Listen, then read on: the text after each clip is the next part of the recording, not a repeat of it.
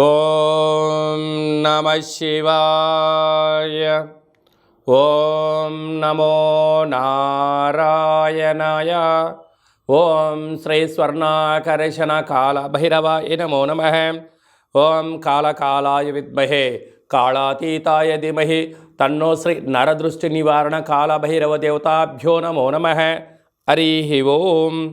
మా ఛానల్కి స్వాగతం. చూస్తున్న వీక్షకులకు, ప్రేక్షకులకు, ప్రియ కాళభైరవ భగవద్బంధులకి స్వాగతం పలుకుతూ మమ్మల్ని ఎంతగానో ఆదరిస్తూ ఉండబడినటువంటి ప్రియ సోదరీమణులకు, సనాతన ధర్మ సంరక్షకులకి అందరికీ కూడా తెలుగు ఉగాది పండుగ శుభాకాంక్షలు.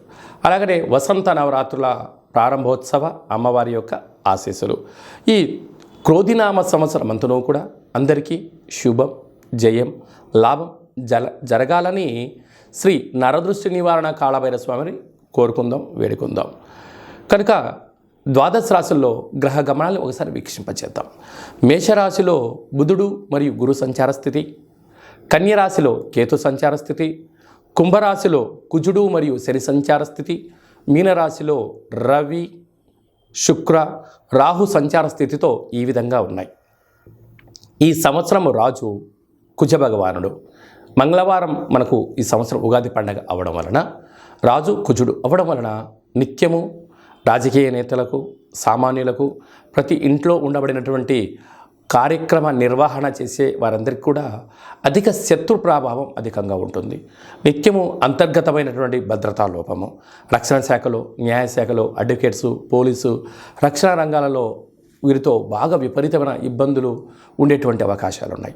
ఈ సంవత్సరము అధికమైనటువంటి వేడి, అధికమైన వర్షాలు, అన్నీ అధికస్యం ఉండేటువంటి పరిస్థితి ఉంటుంది. భానుడు విపరీతమైనటువంటి ఉష్ణోగ్రతను వెదజల్లే పరిస్థితి ఉంటుంది. పర్యావరణము పరిరక్షణకు దూరం అయ్యే పరిస్థితి చాలా అధికంగా ఉంటుంది. అదియే కాకుండా మంత్రివర్యులు శని భగవానుడు. శని ఆయుకారకుడు అవ్వడం వలన శని నక్షత్రాలు 3 నక్షత్రాలు, పుష్యమి నక్షత్రము కర్కాటక రాశిలో ఉండడము, కర్కాటక రాశికి ప్రస్తుత కాలమాన ప్రకారంగా అష్టమ స్థాన శని సంచార స్థితి. 2వ నక్షత్రము అనురాధ నక్షత్రము. ఈ నక్షత్రము వృశ్చిక రాశిలో ఉండడము అర్ధాష్టమ శని సంచార స్థితి. 3వ నక్షత్రము ఉత్తరాభాద్ర నక్షత్రము మీనరాశిలో ఉంటుంది. మీనరాశికి కూడా ఏళ్ళనాటి శని యొక్క ప్రభావము. అంటే శని భగవానుని యొక్క తీవ్రత ఈ సంవత్సరము చాలా అధికంగా ఉంటుంది. మంత్రివర్యులు అవ్వడం వలన రాజు ఆజ్ఞాపిస్తాడు, మంత్రి పరిపాలన అధ్యక్షత నిర్వహణ చూస్తాడు. కనుక ఈ సంవత్సరము అనేక రకాలమైనటువంటి వ్యాధులు, ఇబ్బందులు, చోర భయం, తస్కరణ భయం, నదీ ప్రయాణాలు, అగ్ని ప్రమాదాలు, అనేకమైనటువంటి స్వయం కృప అపరాధంతో జరిగే పరిస్థితి చాలా అధికంగా ఉంటుంది. కనుక ఇలాంటి కాల సమయంలో ఈ సంవత్సరం అంతనూ కూడా శని భగవానుని యొక్క ఆశీస్సులు, మంత్రి ఆశీస్సులు మనకు కలగాలి అన్నట్లయితే ప్రధానంగా ఒక వ్యక్తి తన ఎంత బరువు అయితే ఉంటాడో అంత బరువు కలిగినటువంటి ఉప్పును తులాభారంగా చేసుకొని, ఆ ఉప్పును శివలింగ ఆకారంగా ఏర్పాటు చేసుకొని, రుద్రుడి యొక్క నమ్మకాన్ని, శని యొక్క మూలమంత్రాన్ని సంపుటీకరణ చేసుకుంటూ జలంతో ఆ యొక్క శివలింగానికి, అంటే ఉప్పుతో చేసిన శివలింగానికి అభిషేకం చేసుకోవడం వలన నీటితోనే ఉప్పు మరణిస్తుంది, నీటితోనే తయారవుతుంది. కనుక సమస్యలు సమసిపోతాయని చెప్పి గమనించాలి. ఈ ఒక్క చిన్న రెమెడీ కార్యక్రమం చేసుకుందాం. శని భగవాన్ యొక్క ఆశీస్సులు పొందుదాం. శ్రీ క్రోధినామ సంవత్సరంలో అందరము ప్రశాంత, సుఖవంతమైన, ఆనందకరమైన, ఆరోగ్యకరమైనటువంటి జీవితాన్ని పొందుదాం. కర్కాటక రాశి వారికి ఈ తెలుగు ఉగాది పండగ ప్రారంభంలో ఎలా ఉండబోతుందో ఈ వీడియోలో సవివరంగా సంపూర్ణంగా తెలుసుకుందాం. కర్కాటక రాశిలో ఏ నక్షత్రాలు వస్తాయనగా, పునర్వసు నక్షత్రంలోని చివరి పాదం 4వ పాదము, పుష్యమి నక్షత్రంలోని 4 పాదాలు, జ్యేష్ఠ నక్షత్రంలోని 4 పాదాలు కలిపితే కర్కాటక రాశి. చాలామందికి పుట్టినటువంటి కాల సమయంలో డేటా ఆఫ్ బర్త్లు లేనటువంటి కారణం వలన పేరు యొక్క మొదటి అక్షరాన్ని అనుసరిస్తూ ఆ రాశిని తెలుసుకునే ప్రయత్నం చేద్దాం. హే, హూ, హే, హో, డా, డి, డు, డే, డో అక్షరాల వారందరూ కర్కాటక రాశి జాతకులే. కర్కాటక రాశి యొక్క అధిపతి చంద్రుడు. వీరికి ఒకవైపు అష్టమ స్థాన శని సంచార స్థితి జరుగుతున్న విషయం తెలిసినటువంటిదే. ఎందుకనగా ఈ సంవత్సరం మంత్రివర్యులు కూడా శని భగవానుడే అవ్వడం వలన, అందుకే వీరికి తృతీయంలో కేతువు, అష్టమంలో కుజుడు శని, భాగ్యంలో రవి శుక్ర రాహు సంచార స్థితి, రాజ్యంలో బుధుడు గురు సంచార స్థితి ఉండడం వలన స్వయం వృత్తులు, సేవా రంగాలు, నీటితో కూడుకున్న వ్యాపార కార్యక్రమాలు, వ్యవసాయ సోదరీమణులు, పాల ఉత్పత్తులు, పెరుగు ఉత్పత్తులు, హోటల్ వ్యాపారాలు, స్వర్ణకారిత వ్యాపారాలు, వస్త్ర వ్యాపారాలు, అలాగనే గృహాలు, భవనాలు నిర్మాణం చేసేటువంటి వారందరికీ కూడా చాలా అదృష్టం కలిసేటువంటి సంవత్సరం కూడా. కాకపోతే స్వల్పమైనటువంటి యంత్రాలతో, ఆయుధాలతో, కొరముట్లతో వాహన ప్రమాదాలు పొంచి ఉన్నాయి. కనుక వీలైనంత వరకు ఈ సంవత్సరము మీ యొక్క జన్మ నక్షత్రం రోజున, అష్టమి అమావాస్య తిథుల యందున, పూర్ణిమ తిథి యందున జల ప్రయాణాలు, దూర ప్రయాణాలు, ముఖ్యమైన సభలు, సమావేశాలు వాయిదా వేసుకొని ఉత్తమోత్తంగా భావించగలగాలి. ఇలాంటి కాల సమయంలో మీరు ఎంత బరువు అయితే ఉంటారో అంత బరువు కల ఉప్పును శనివారం పూట తులాభారం చేసుకొని ఆ ఉప్పుతో శివలింగ ఆకారాన్ని ఏర్పాటు చేసుకొని ఆ యొక్క రుద్రుడి యొక్క మంత్రంతో, త్రయంబక మంత్రంతో, శని భగవాన్ యొక్క మూల మంత్రంతో సంపుటీకరణ చేసుకొని ఆ నీటితో ఉప్పును కరిగించి ప్రవహించే నీటిలో కలిపినట్లయితే మీ సమస్యలన్నీ తొలగిపోయి అద్భుతమైన జీవితం మీ సొంతం అవుతుందని చెప్పి గమనించాలి.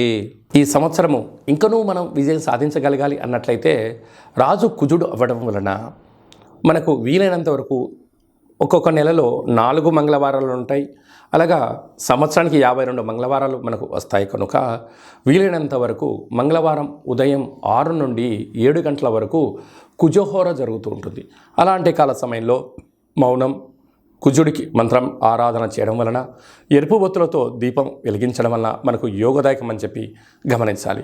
అలాగా రుణ సమస్యలు, రోగ సమస్యలు, కోర్టు సమస్యలు, అలాగా రక్షణ శాఖతో నిత్యము వాహన ప్రమాదాలు లాంటివి జరుగుతూ ఉన్నట్టయితే ఒక మంగళవారం పూట, అంటే మాసంలో ఒక్కరోజు, ఒక ఎరుపు క్లాతులో ఒక దోషుడు అన్నాన్ని వండి అందులో పోసి, ఒక దోషుడు కుంకుమను పోసి ఎర్రగా ముద్ద కట్టి వాటిపైన 7 ఎర్రటి ఒత్తులు వెలిగించి దిష్టి తీసి ప్రవహించే నీటిలో కానీ తెల్ల జిల్లెడు వృక్షం మొదల్లో వేయడం వలన అంగారకుడి యొక్క ఆశీస్సులు కలిగి రుణ సమస్యలు, రోగ సమస్యలు, కుజ సమస్యలు, సంతానం లేని సమస్యలు తొలగి అన్నింటా విజయం కలిగి అంగారకుడి యొక్క ఆశీస్సులు ఉంటాయని చెప్పి గమనించాలి.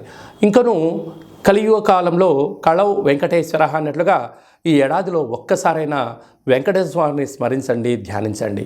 అలాగనే కాళభైరవ స్వామి యొక్క మంత్రాన్ని, కాళభైరవ స్వామి యొక్క కూష్మాండ దీపాన్ని, కాళభైరవ స్వామి యొక్క అక్షయ పాత్రను, అలాగనే కాళభైరవ స్వామి యొక్క డాలర్ని మెడలో ధరించడం వల్ల కాలం మీకు అనుకూలంగా ఉంటుందని చెప్పి గమనించాలి. ఈ యొక్క పాత్ర అక్షయ పాత్ర అంటారు. అక్షయము అనగా నశించబడినటువంటిది. ఈ యొక్క పాత్ర కంచు పాత్ర. ఈ యొక్క కంచు పాత్రతో మనం ఎలాంటి శబ్దాన్ని సృష్టించవచ్చో ఒకసారి తెలుసుకుందాం.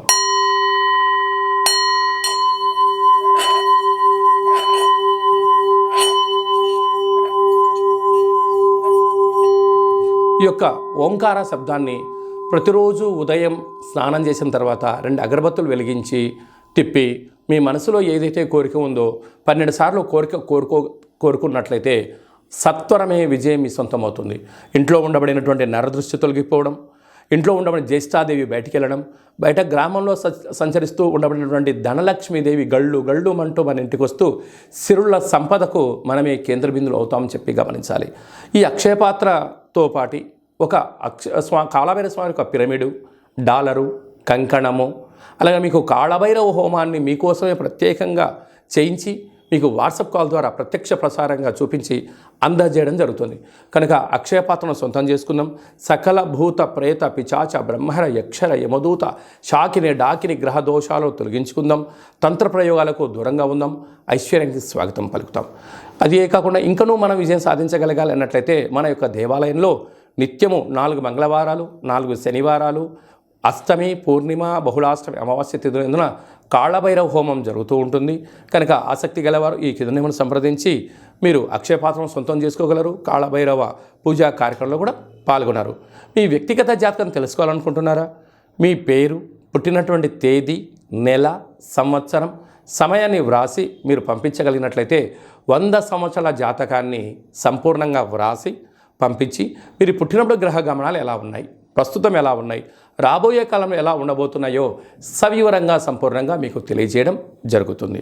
అలాగనే చాలామందికి డేటా బర్త్లు లేనటువంటి కారణం వలన మీ పేరు యొక్క మొదటి అక్షరాన్ని అనుసరిస్తూ అలాగనే మీ యొక్క ముఖ కవళికలు ఒక ఫోటో పంపించగలిగినట్లయితే మీ కుడి చేయిని ఎడమ చేయిని ఫోటో తీసి పంపించినట్లయితే హస్త సాముద్రికం ద్వారా కాళభైరవ ఉపాసన చేత రమణ శాస్త్రం ద్వారా గవ్వలు వేసి భూత భవిష్యత్ వర్తమానాన్ని తెలియజేయడం జరుగుతుంది.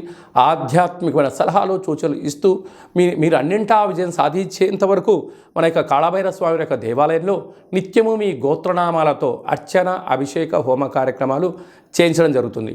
కనుక ఆసక్తి గలవారు ఈ కింది నెంబర్ని సంప్రదించి వాట్సాప్ ద్వారా కానీ ఆన్లైన్ ద్వారా కానీ ఆఫ్లైన్ కానీ సంప్రదించి అపాయింట్మెంట్ తీసుకొని సంప్రదించగలరు.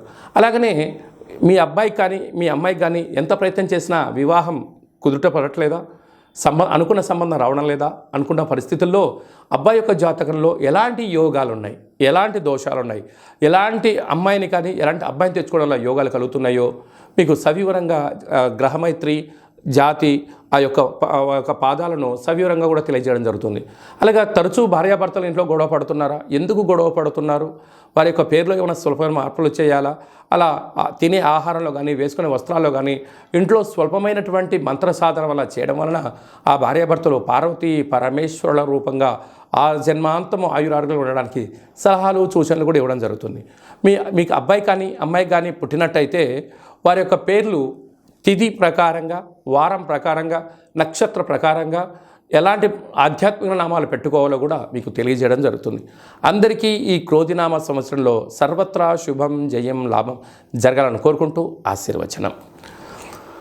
ఓం శతమానం భవతి శతాయు పురుష సతేంద్రియ ఆయుష్యేవేంద్రియే ప్రతిష్టతి ధనం ధాన్యం బహుపుత్రలాభం శత సంవత్సరం దీర్ఘమాయు సర్వే జనా సుఖినో భవంతు లోకా సమస్తా సుఖినో భవంతు సర్వం నరదృష్టి నివారణ కాళభైరవ దేవతార్పణమస్తు.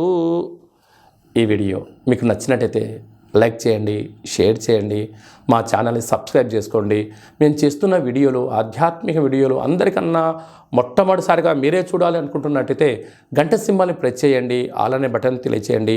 ఈ ఆధ్యాత్మిక భక్తి సమాచారాన్ని మీరు ఎవరి క్షేమాన్ని అయితే కోరుకుంటున్నారో, అంటే మీ క్షేమాన్ని ఎవరైతే కోరుకుంటున్నారో వారికి ఫార్వర్డ్ చేసి భగవంతుడి యొక్క ఆశీస్సులు పొందగలరు.